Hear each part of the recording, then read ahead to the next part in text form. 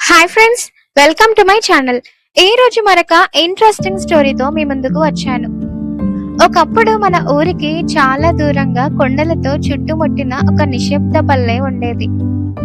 ఆ పల్లెలో గాలి కూడా మెల్లగా వీచేది, మాటలు కూడా నెమ్మదిగా వినిపించేవి. ఇల్లు ఒకదానికొకటి దూరంగా ఉండేవి. ప్రతి ఇల్లు తన కథను తనలోనే దాచుకున్నట్లు కనిపించేది. ఆ పల్లె చివరగా ఎవరు సులభంగా చేరుకోలేని చోట ఒక పాత ఇల్లు ఉండేది. ఆ ఇంట్లో గుమ్మడికాయంత అమ్మమ్మ తన బెండకాయంత మనవడితో కలిసి ఉండేది.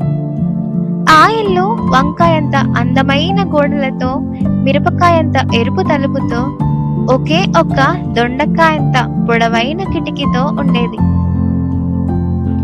ఆ కిటికీ ఎప్పుడూ మూసి ఉండేది. మనవడు చిన్నప్పటి నుంచే ఆ కిటికీని చూస్తూ పెరిగాడు.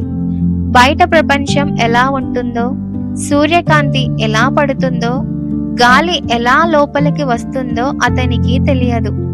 ఒకసారి అతను అమ్మమ్మను అడిగాడు, అమ్మమ్మ, ఈ కిటికీ ఎందుకు ఎప్పుడు మూసి ఉంచుతావు?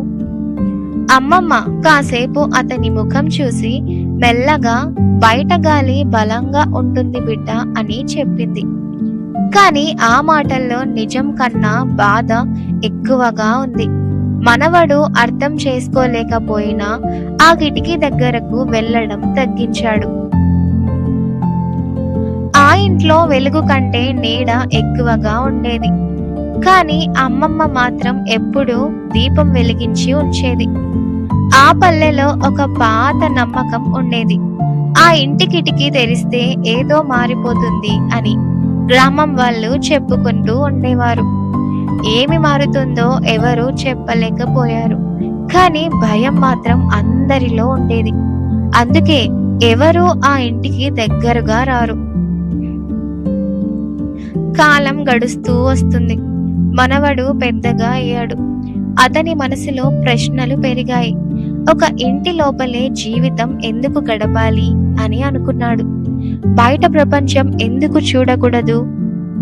ఒకరోజు అమ్మమ్మ మధ్యాహ్నం నిద్రపోతూ ఉండగా అతను నెమ్మదిగా కిటికీ దగ్గరకు వెళ్ళాడు. చేతిని ముందుకు చాచి కిటికీ పలకలను తాకాడు. చాలా సంవత్సరాలుగా ఎవరూ తాకనట్టు అది చల్లగా అనిపించింది. కొద్దిసేపు ఆగి గుండె బలంగా కొట్టుకుంటూ ఉండగా అతను కిటికీని నెమ్మదిగా తెరిచాడు. మొదట లోపలికి వచ్చినది గాలి, ఆ తర్వాత ధూళి, ఆ తర్వాత చల్లదనం, చివరికి వెలుగు కూడా వచ్చింది. ఆ ఇంట్లో ఎన్నేళ్లుగా చూడని ప్రకాశం ఒక్కసారిగా గోడలపై పడింది. మనవడు ఆశ్చర్యంతో బయట చూశాడు. బయట పచ్చిక బయళ్ళు కనిపించాయి. పూలతో నిండిన పొలాలు కనిపించాయి. దూరంగా చిన్న ఇల్లు కనిపించాయి. పిల్లలు ఆడుకుంటూ నవ్వుతున్న శబ్దం కూడా వినిపించింది. అతనికి మొదటిసారి ప్రపంచం పెద్దదిగా అనిపించింది. వెంటనే అతను అమ్మమ్మను లేపడానికి పరిగెత్తాడు. అమ్మమ్మ నెమ్మదిగా లేచి కిటికీ దగ్గరకు వచ్చింది. ఆమె కళ్ళు వెలుగుకు అలవాటు పడక కొద్దిసేపు మూసుకున్నాయి.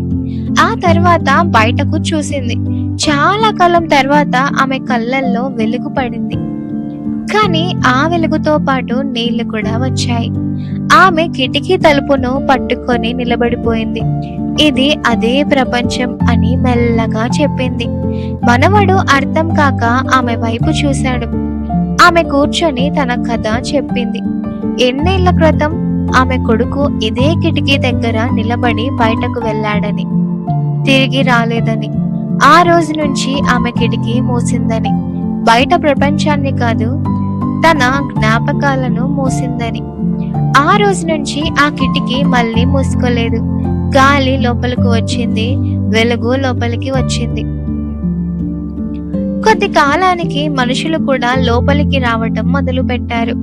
ఆ ఇల్లు మళ్ళీ నవ్వడం నేర్చుకుంది. మనవడు బయట ప్రపంచాన్ని చూసి తిరిగి ఇంటికి వచ్చేవాడు. ఎందుకంటే ఇప్పుడు ఆ ఇల్లు చీకటి కాదు, వెలుగుతో నిండిపోయింది. పల్లె వాళ్ళు కూడా ఆ ఇంటి దగ్గరకు రావటం మొదలు పెట్టారు. వాళ్ళు అర్థం చేసుకున్నారు భయం కిటికీ వల్ల కాదు, మూసుకున్న హృదయం వల్ల అని. చివరగా అమ్మమ్మ మనవడిని చూసి చెప్పింది, మనం జీవితంలో మూసేది తలుపులు కాదు, మన మనసే. తెరిచేది కిటికీలు కాదు, మన ఆశలు. వెలుగు బయట ఎప్పుడూ ఉంటుంది, లోపలికి రావటానికి మనం అనుమతించాలి. ఆ రోజు నుంచి ఆ పల్లెలో ఏ ఇల్లు కూడా కిటికీలు మూసి పెట్టలేదు.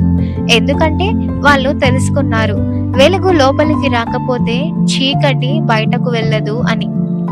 ఫైనల్ గా మోరల్ ఆఫ్ ద స్టోరీ ఏంటి అంటే, భయం మనల్ని రక్షించదు, కేవలం బంధిస్తుంది. మనం తెరవాల్సింది కిటికీలు కాదు, మన హృదయం. మీకు ఇంకా ఎలాంటి స్టోరీస్ కావాలి అంటే నా ఛానల్ని సబ్స్క్రైబ్ చేసి అలాగే బెల్ ఐకాన్ని కూడా క్లిక్ చేయండి. Thanks for watching.